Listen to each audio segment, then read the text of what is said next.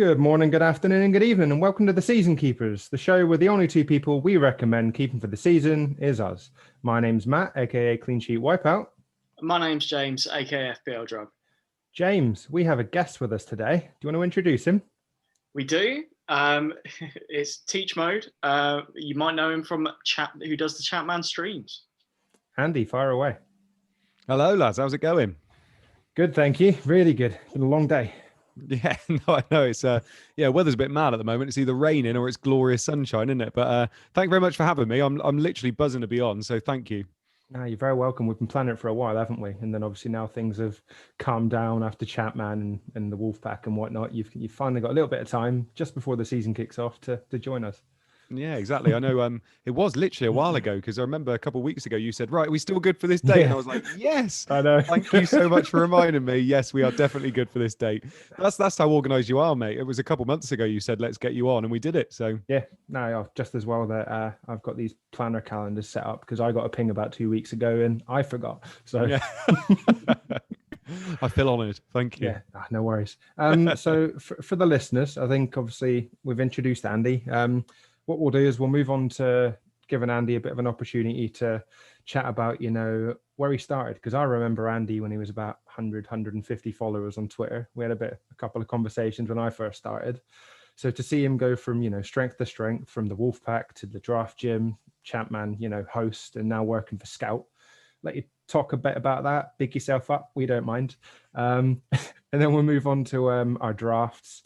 Whether we're enjoying drafting or whether, we're still not fully invested in FPL just yet. And then you're a United fan. So we have to talk to you a bit about Man United before moving on to, I think we've got 4 good community questions that we'll jump onto. So first things first, Andy, just tell us a bit about yourself, where you started, your journey. Yeah, I mean, I'm not very good at bigging myself up, so I won't do that. I'll just kind of talk about what I've been through, really. So, obviously started as everybody did. Started with 0 followers. I can remember sending out pictures saying how excited I was, getting to 100 followers, 200 followers, things like that. I remember. I followed Twitter for FPL for ages, and I was really good at following just 2 or 3 or 4 just certain accounts and taking as much advice from them as possible. I remember James Eggersdorf I followed for ages, used to watch his YouTube channels, General, SWAT, people like that have been around for so long, and they're the ones with like 20, 30,000 followers now, and you can see why, because obviously they're just the creme de la creme at the top, aren't they? And I said to myself, I even got in the car with my wife and said, you know what, I'm going to start a Twitter account just for FPL. She was like, really? And I was like, yeah, I really want to do it. And it's weird, actually, because I didn't know there was this whole DM side to it. I didn't know there was this whole, you get in group chats, you'd start talking to people behind the scenes. And even when I started, I didn't really realize that. I was tweeting really bad threads where it was like, oh, get Javier Hernandez for Man United. And then on the next tweet, it was like, get this person. And I didn't know you could do threads. And there's so much stuff that I've learned since doing it. And then after a while, I started talking to people like Korf and Flapjack and people like that obviously gone from strength to strength as well. And then they invited me into the Wolfpack, and that was great because we started the Wolf Pod, which obviously lasted 2 years, and I loved doing that. And that got me into people with like Luke, FPL Irons, who I've had a bit of a love affair with for the last couple of years as well. And then we started playing CM, and that's when I really started talking to you as well. Was obviously you won a competition to be in our group chat, didn't you? About Chapman, when me and Luke thought we knew what we were doing.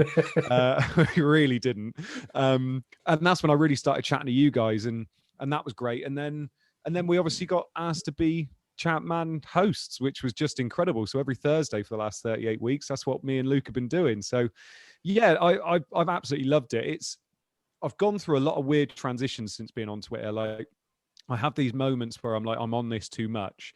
And I think everybody goes through that stage because it's that hit of, oh, I've got a like, or look at this, I've got 20 likes on my post, or look at this, there's people out there that might know more than me. And you go through all that kind of stuff. And I'm now really trying to play my own game and think, how am I going to be on Twitter and be a successful manager? Because I think it's really, really easy to join Twitter. I had a fantastic overall rank history before I joined Twitter. And since I've joined Twitter, I've really struggled. I say struggled, like it's been 200K, 100K, but before that, it was like 15K, 30K. So I'm trying my best to just get all that noise out and try and play my own game. And I feel like that's something that I'm probably going to do a massive thread about at some point again, because I've already got one on it. But yeah, it's amazing though. The community is amazing. The stuff now I'm working for Scout, so doing lots. I'm going to be doing Scoutcast on a Tuesday with Joe and Seb, which is amazing too. And it's all these things that I just never thought I'd do 2 years ago when I said to my wife in the car, I fancy setting up an account. So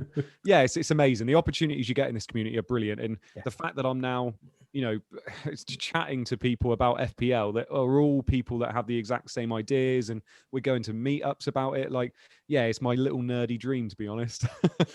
No, exactly. I mean, the reason for those watching on YouTube that I'm going to share it is I had a job interview earlier. And I've actually even put on my CV now that I host a podcast. One of the first questions he asked was, what's it about? Yeah. Turns out half the office play fantasy football there. So yeah, I know. You've made a mistake there, mate. Half the office listen to us. I didn't go that far. I didn't start saying, we're the season keepers or whatnot. But yeah. No, you made a mistake. You need to go in thinking you're a complete noob and then going in and make a cash league. That's what you need to do. No. That's probably why I won't go there. Yeah. In terms of the Wolfpack, then obviously you guys got to a stage, and then obviously you've called it a day for one reason or another. Did it feel like a natural end, or would you have liked to have carried it on had you not had these opportunities with Scout? It's tough to say, really. I think we all had a bit of a vision as to what it could be.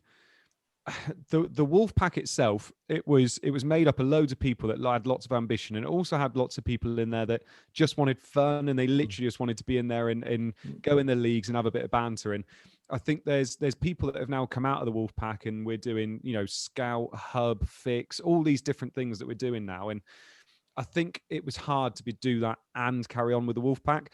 The Wolf Pod for me is the thing that really hurt to stop doing, because I built that up from scratch. We were getting around 1,000 listens every week, and it was amazing to be able to have built that up. When it feels like your baby, if that makes sense. But I do have a baby coming in October, another one, and doing all this stuff for Scout and doing all the draft gym stuff as well. Something had to give, and it just felt like that was the thing. You guys probably know this as well with pods, where it's such a saturated market, and to try and break in when there's so many amazing pods out there. And I know you guys are doing a great job for considering how long you've been doing it for. And it just felt like that was the thing I could probably stop. I felt like 1,000 listens a week. I was going to struggle to get any more than that. And it just felt like that naturally was the thing I could drop, if that makes sense. It's gutting at the same time, but it's natural progression, isn't it? No, it's understandable. I guess, for us, like you've said, we've been really fortunate that I got on quite well with, say, Planet FPL. So I've had the opportunity. Obviously, we did the takeover week for them. Now doing obviously the Southampton correspondent for Planet FPL. That's helped.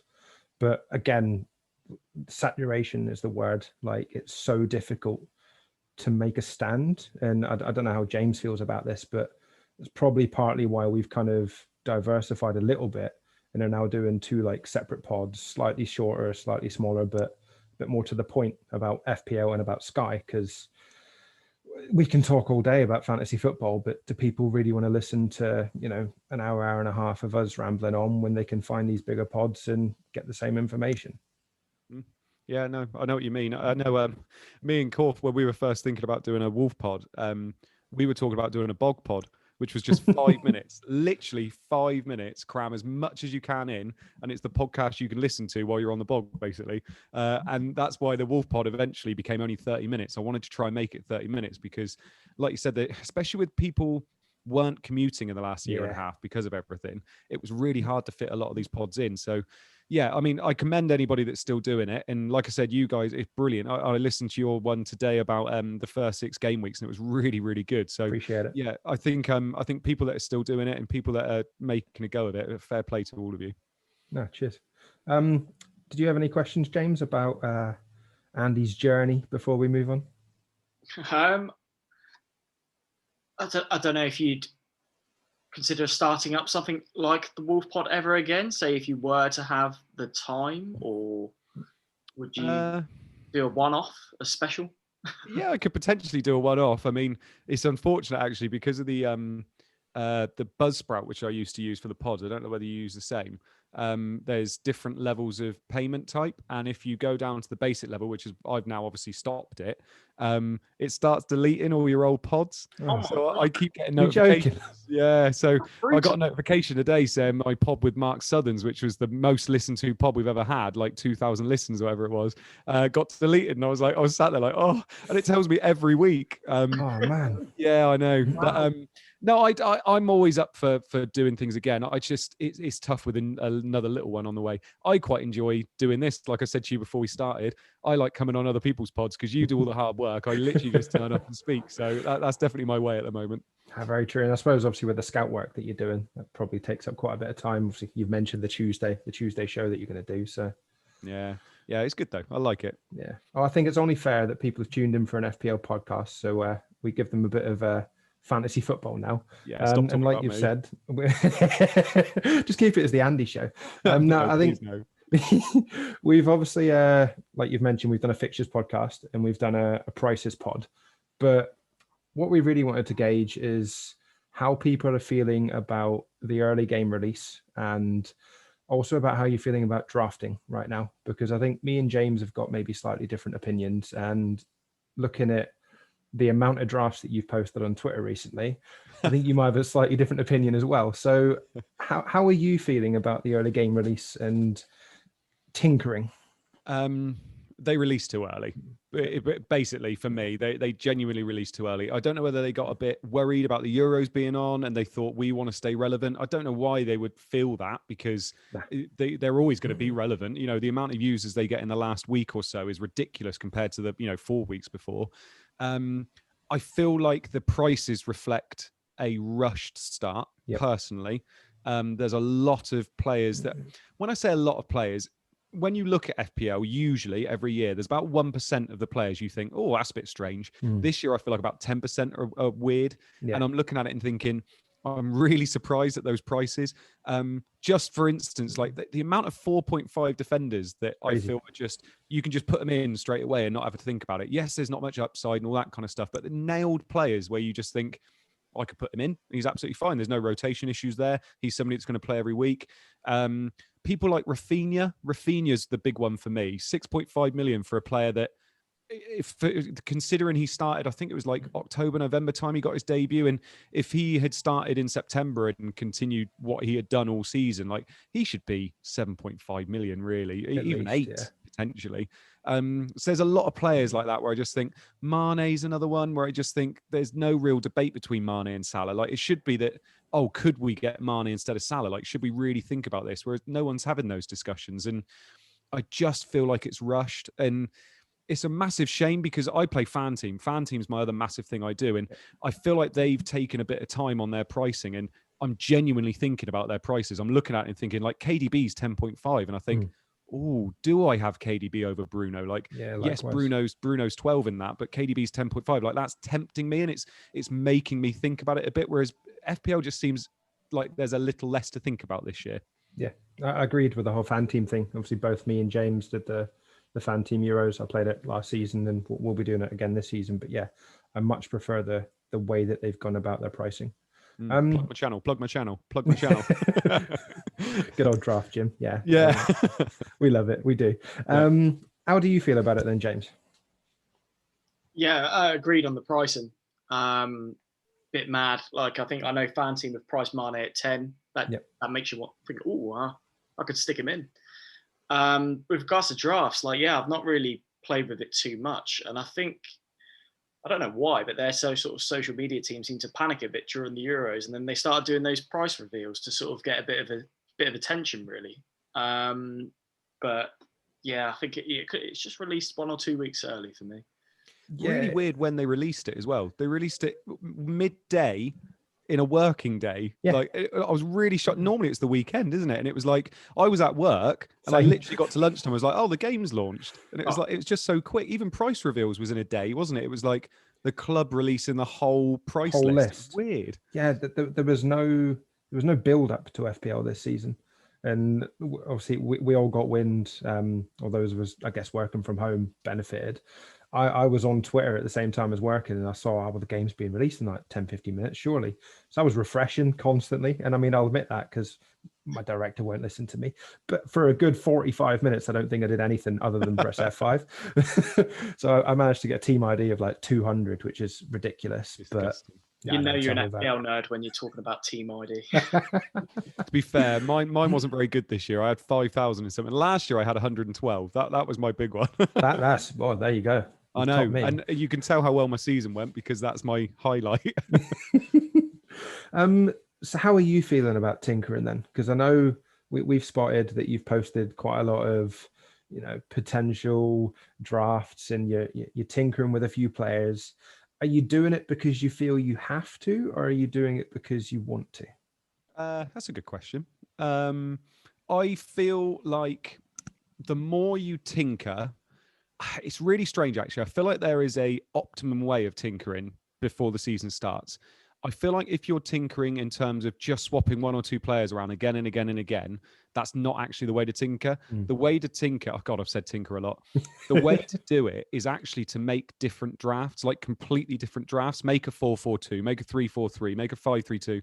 And when you then get to the right up until deadline, look at them and say, right, actually, which one looks better? Which one do I like more? Which one do I feel more comfortable with? That way you've thought about all the different ways you can play this game and the way you can start this game. Whereas the people that are just kind of swapping one or two players around relentlessly, that's probably not the best way to do it.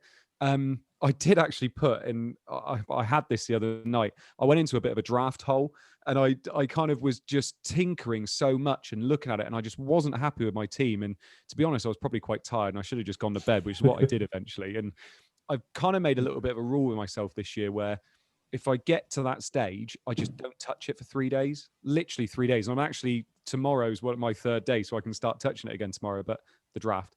And Careful. Yeah, careful. Yeah. This is an OnlyFans pod, isn't it? Yeah. And yeah, and I think, I don't know, I'm quite happy with the way I've set my team up at the moment, but in the same respect, there's a lot of stuff that's going to change before the deadline as well. And I think people get really, really worried about their team in game week 1, and they really don't have to. Like, you either attack the first 3 fixtures and then wildcard, or you set up for as long as possible with as template as possible, to be honest, and then try and use your wildcard later on. And you've got that wildcard because if you mess up completely in game week 1, you can sort it out. And I think Luke, Irons, that I do the CM stream with, he was 1 million still overall rank after about 10-12 weeks, and he finished 20k. So you can more than make up for it in weeks. It's 38 weeks. There's so much making up to do, and if you consider the fact, the chances of you actually winning it are so low anyway, that I think people get so worried about their game week 1, and they really don't need to. Agreed. What's your opinions on it, James? No, I've seen a lot of people actually say to like play a bench boost in game week 1 to get it out of the way. Madness. Which is a bit of a controversial, obviously, with the like double game weeks we had last season. Like, it was quite rich pickings. So, I mean, I don't think I'd do that personally, but I have seen talk of that. I understand the idea of it, and it's to do with the whole using transfers, keeping a strong bench when you could have that money in your team and stuff like that, isn't it? But I just think people are going to be gutted when people are posting amazing scores with their bench boost in a double game week, like double game week 33 or whatever it is, and they've got their 6 points from their 4 players in game week 1. Like, yeah, I personally, I'm not a massive fan of it, but I can see why some people would do it because it's out of the way, isn't it?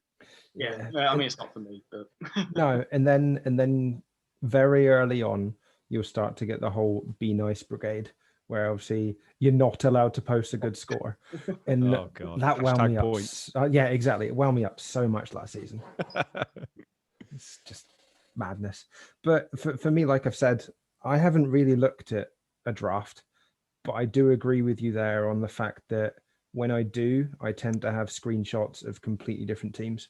I might have the odd 3 or 4 across the board that feel like they should be in there. But yeah, rarely will I have 7, 8, 9 players the same, because then what's the point? You're primarily tinkering with your bench, and that's what it feels like. Yeah. And do you know what? There's been a lot of chat about, oh, why are people making drafts now? Why aren't people making drafts now? And things like that. It's just different personalities, isn't it? Different people work in different ways. There's no right or wrong. And I feel like sometimes social media in general, it can be perceived as, well, you're different to me, so you're wrong. And it's like, well, no, it's just different people are different, aren't they? Like, I feel like I need to start early because actually, as a content creator, I feel like I need to get my ideas out there and people might be interested every now and again. So I try and start a bit early. I did have a week off after the Euros, but yeah, that's the only reason I started tinkering early. And then when you start, you can't stop, can you? Exactly. That was exactly the same conversation me and James had, that we did the prices pod and the fixtures pod early on. We felt that we kind of had to get it out there, but then we took last week off because we didn't really have anything FPL related to talk about.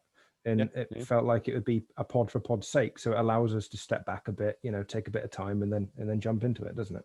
Yeah, good man. Right. I guess, like we've said, you're a Man United fan.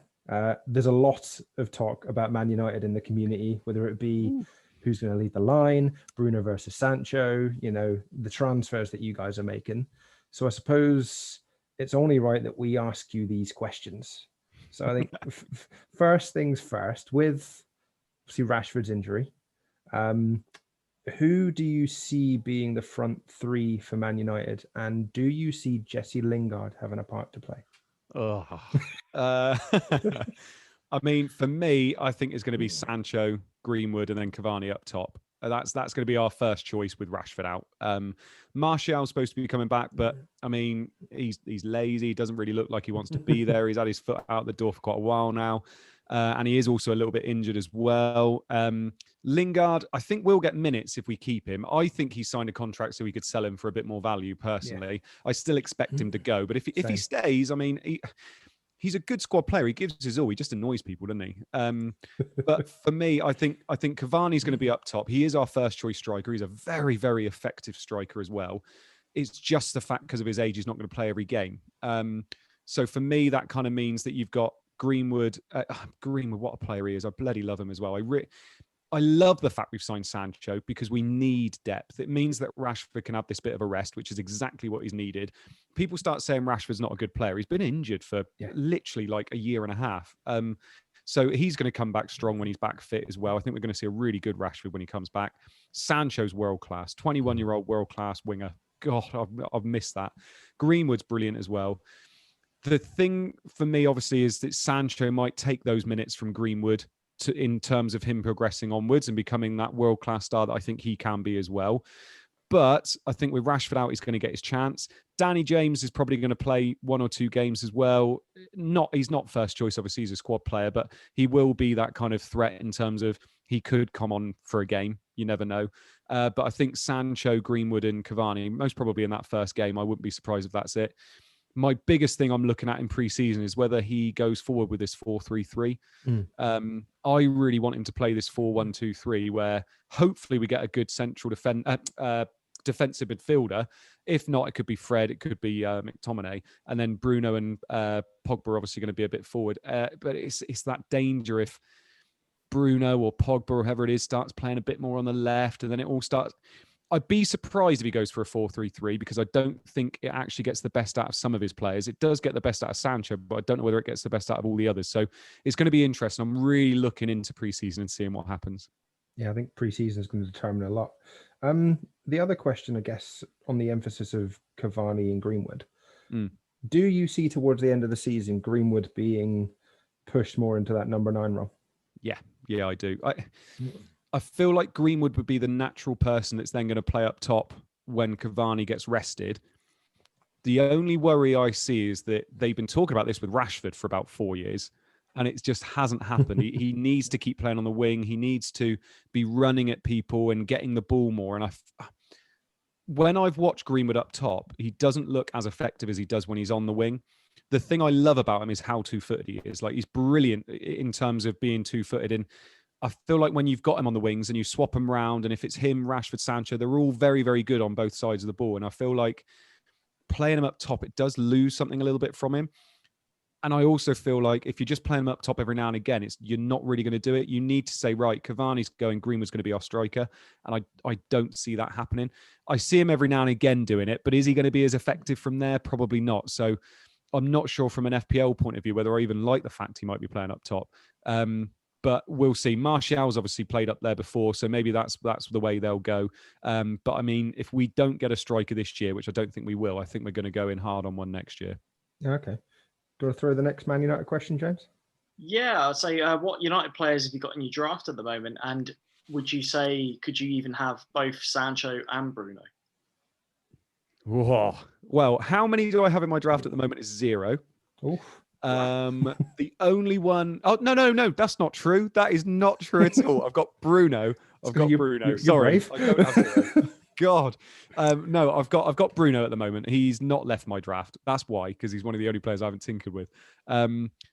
The reactions I'm seeing on social media, on Twitter and things like that about him not being worth the money, things like that, I think it's being overblown so much. He's still a quality player. He's still a quality asset. He's still the selfish talisman we'd want from a premium player. He's still going to be on penalties. We are still going to get plenty of penalties. Are we going to get 12 to 14 penalties? Maybe not. Are we going to get 10?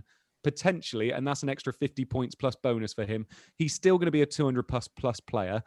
I think he's going to be on course to get 220, 230 points again. I don't see why he can't get that. People are so worried, and this happens every preseason. Oh, is this premium going to carry it on? And then lo and behold, they do. So for me, I think he's still brilliant. If I were to own, I don't think Sancho can cover Bruno personally. I think people that are saying, look what I can do with all this money if I downgrade Bruno, I'm genuinely worried that how are you going to get back to Bruno? That's always my biggest worry, is how are you going to get back to him? Because I owned him for only 9 weeks last year. Genuinely only owned him for 9 weeks. And one of those was the free hit where I smashed it in the double game week. There it is. Yeah.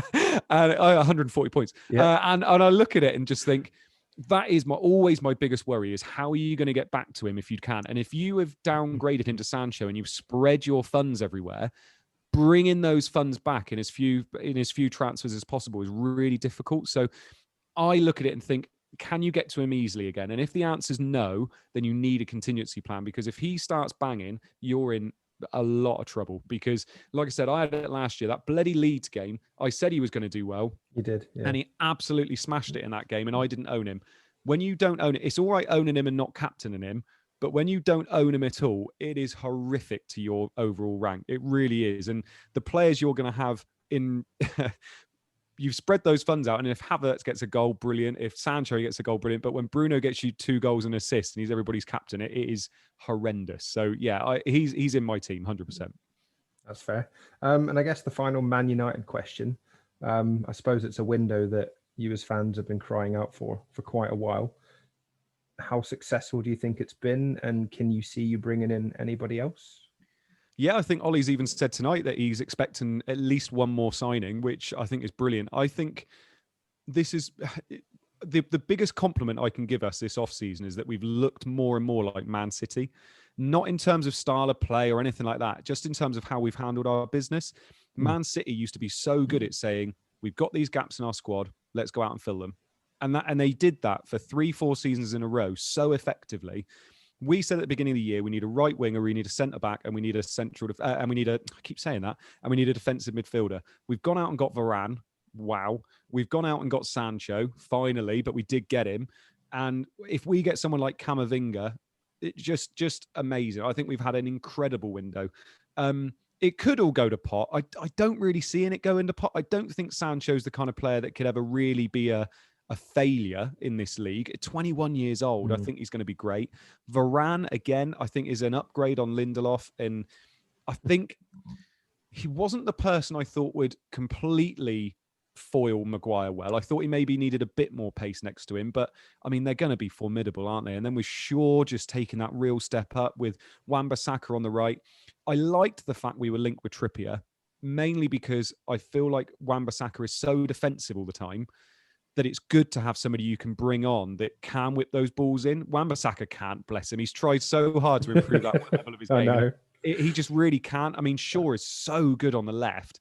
If you're chasing a game in the last 20 minutes and you can replace Wan-Bissaka for Trippier, all of a sudden your whole game changes. You know, everything in the middle becomes a bit more narrow, and your fullbacks get forward and they don't know where to defend. So yeah, hopefully, I would really love to get Trippier, and I'd love to get a defensive midfielder. And if we get those two, honestly, I think this is our best window. Gosh, since Fergie, genuinely, I think it would be our best window since then. Certainly feels like it. That's for sure. I mean, and you've not overpaid for them either.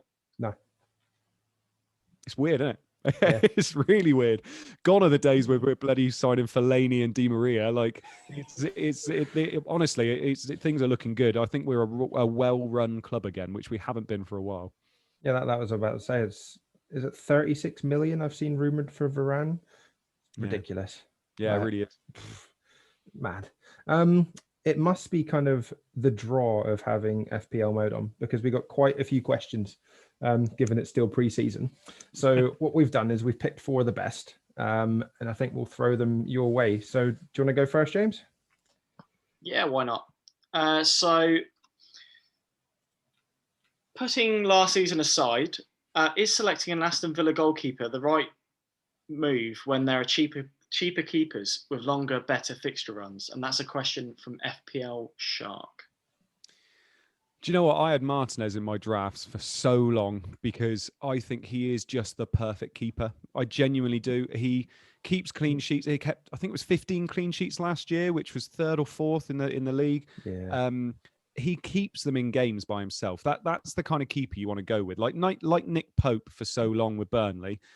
He genuinely keeps them in games. There are games you're watching, you think, how on earth are they still in this game? And it's because he's making worldy save after worldy save.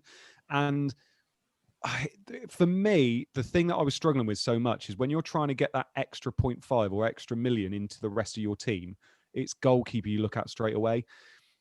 And when he is 1 million more than some of these good keepers at 4.5, it is really hard to justify it. If you're going to go for Martinez, I think you keep him long term. You keep him through tough fixtures because actually he can still get you bonus points and clean sheets even when it's a tough fixture. All of a sudden he's getting you 4 points and he's not kept a clean sheet. That's really bloody good from a keeper. I love him. He's definitely playing. There's no doubt about that. Villa haven't got worse yet this year.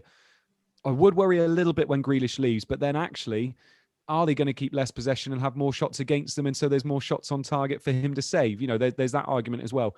I love him as a keeper. I genuinely love him as a keeper, but I have now got rid of him. So he's now gone and I've got Sanchez in because that million meant I could upgrade and get Robertson and TAA in my defense. So I feel like the upside is more there with Robertson than it is with Martinez. And Sanchez, Brighton, the stats were brilliant last year. And you just look at it and think, actually, if those stats turn into actual FPL points, they're going to be a gold mine. And I had Dunk for quite a while, but actually now I've got rid of him and it's Sanchez that I'm going with because I think for 4.5 million, he's worth it.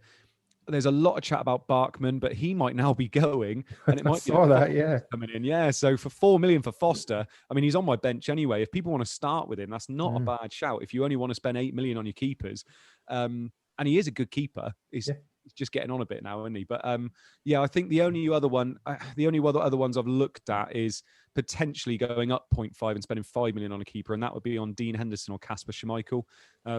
Really like the fact of Man United keepers 5 million. Yeah. They are the team I expect to improve defensively the most this year, United. And for 5 million, I think that's great. And Schmeichel, they're lovely fixtures to start with. But he never really seems to do it in terms of bonus and things like that. So I think I'd maybe prefer Henderson. But yeah, Sanchez for me is in there.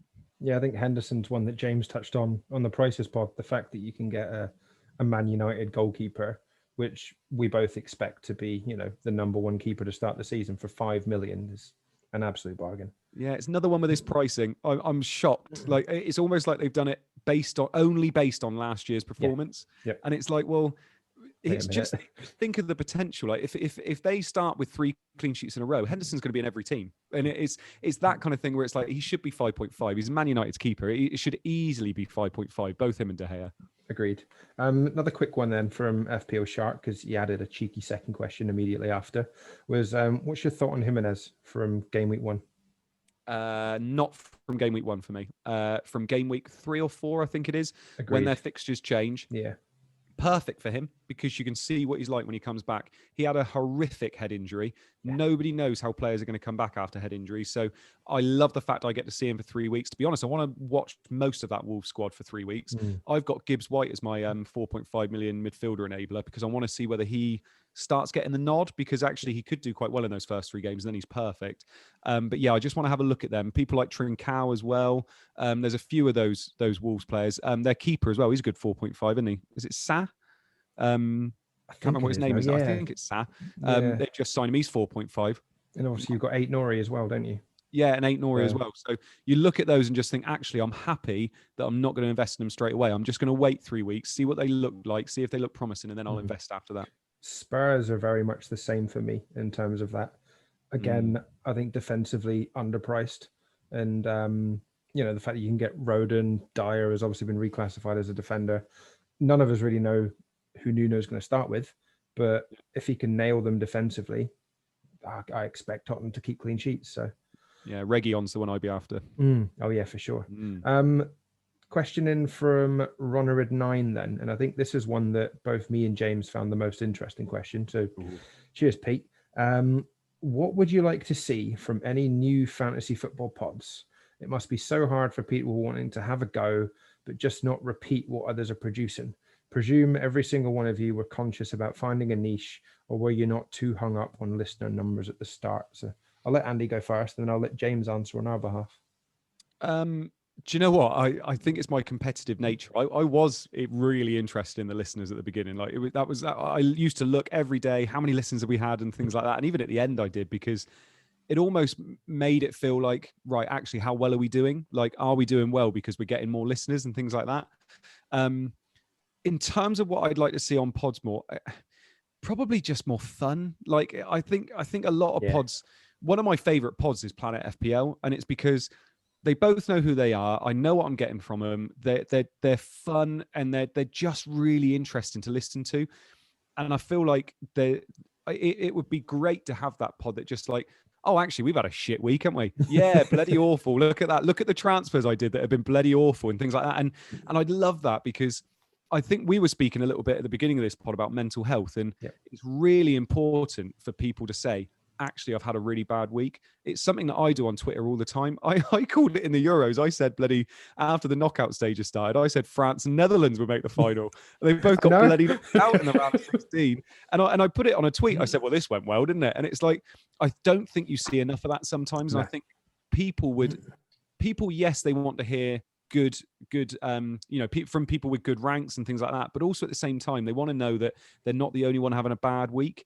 And I think that's something that I would love to see. I'd love to see just almost like one of the pods I listen to does Melon of the Week, like, what have we done that's been crap this week? And I think I'd love to see that a bit more. For me, you just unique personalities, people that are sort of being themselves. I'm also a big fan of Planet FPL, because it just feels like you're just watching a couple of mates have a chat about football. It's not too serious. It's not too heavily stats based. I think if they are doing stuff where they're including stats, maybe try and include some sort of something that's not been done before, like a new stat or a new statistic, rather than just sort of plucking XG and putting that out there for everyone to have a look at, because obviously a lot of people are doing that. So yeah, I think it's just being a bit different, but also being genuine. Don't try and force this professional, perfect image of yourself.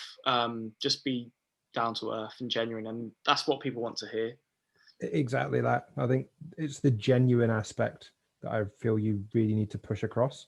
Because, for instance, like me and James, we've known each other since we were 11, and we're both 29 years old now. So we've been going 18 years, and the whole reason that we started this pod is because James moved to Manchester, and it's a way for us to talk about football. So for us to start with, we didn't really even expect the pod to take off. We just wanted to put something out there week on week while we were discussing the Premier League, because we were both stuck at home. And now obviously it's gone on a bit more, and we thought, well, we'll try and do some proper episodes rather than just chatting shit for an hour. And it's going to go from there. But does that start next week? Starts next week. Yeah, exactly. Exactly. Got me on for the chat shit. Yeah. But I think it's a case of, don't be afraid to start, because yeah, it's a market. There are so many pods out there, but you're never going to know if someone likes what you do or likes your opinion until you do it. So I think, yeah, take the punt if you're willing to give it a go. Yeah, 100%. Do you want to throw the last question then, James? Yeah, why not? This one comes from FPL Shaman. Who does Andy think are the most popular community picks that are going to turn out to be actual, well, pants, he puts it, the old term. He's suggesting some like Fofana, White, Smith Rowe. What do you think? Smith Rowe is one of my favourite ones to really break out this year. I'm not going to own him to begin with, but I think with 5.5 million, he's not going to be 5.5 million at the end of the year. I feel like as long as they don't sign like Odegaard, or I think it's Oyer that they're being linked with as well, as long as yes, he's been given the 10 shirt. I looked at this and it's like, well, yeah, there weren't many shirts he could have been given. But I love the fact that they're putting faith in him. He really looks good. I loved him last year. So I do think actually he's one of the ones I think is going to really come into everybody's. He's almost going to have a Ramsey season, I hope, where next year he's going to be 8 million. But I do think, although I said it at the beginning, I do think some of these 4.5 defenders aren't going to do what people think they're going to do. Fofana, I mean, there's not much upside, is there? Like, he might get you a clean sheet, but that's it. He's not going to be getting you many bonus points or goals or assists. So I feel like some of those 4.5s aren't going to do what you think they're going to do. White's the same. I feel like he's quite a boring pick in terms of, yes, he's going to keep you a few clean sheets when he moves to Arsenal, but he's never going to get forward. A bit like Connor Cody used to be. Yeah. Like, 100%. oh yeah, they'll get you clean sheets, but he doesn't go past the halfway line kind of thing. So there's a few of those. I feel I'm really on the fence about Pepe. I'm really not sure about Pepe, which way he's going to go. He could be great this year. I'd love him to kick on. It. Oh, Yeah, I feel like he finished the season well just because it was the end of the season, as opposed to right now do it for a whole season. He's priced well though, so you can take that little gamble. But I do wonder as well with City assets again, whether they're just going to burn us all over again, like Foden. People are going for Mahrez and Torres, and I would love to if it was a 1 week punt and I knew exactly who was playing, like with the Monsters and Fan team. But in terms of a season long, like sod that, to be perfectly honest. I went for Foden last year instead of Grealish, and then Grealish got 24 points against Liverpool. Yeah. So yeah, I feel like I don't feel like there's many template picks that aren't going to do very well, because I feel like they are. But yeah, we'll see. If you gave me some options, I might be able to say, but I don't know. It feels like a very blanket and not a very good answer for you there. I do apologize. I think with Torres, I'm punting on him to start. Oh, sorry. So yeah, solely because I don't think De Bruyne starts the season. I don't think Sterling starts the first game. Where obviously Spain went out a little bit earlier. Mahrez is already playing preseason games. I could see it being Mahrez and Foden. And obviously if Kane isn't at City come the start, does Foden play that number 9 role? Like, I know. Or is it Jesus? Or is it Bernardo Silva? Exactly. Or is it? I know. It's the price. It's 7 million, and he's sitting there, and I might bottle it. James, write it down. It'll be there game week 2. I'm not enjoying FPL. I'm gonna quit FPL again. Yeah, 100%, absolutely. And then the other one that you mentioned, obviously Pepe. I'm not going to touch Arsenal until I think it's game week 4. Yeah. But if he's starting consistently, it gives you a good opportunity, because Arsenal aren't in Europe this season.